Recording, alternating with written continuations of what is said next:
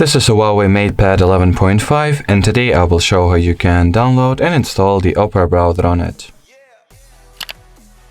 So to start, you will need to connect your tablet to Wi-Fi or any other type of internet connection, then launch the app gallery. Here at the search bar input the Opera query.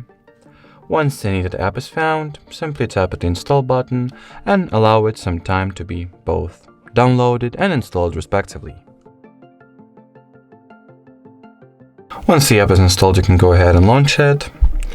When you open Opera for the first time, you're supposed to perform a very simple and basic setup, which lies in, the fact that you gotta customize the data collection preferences, and after you do that, you can start using the Opera.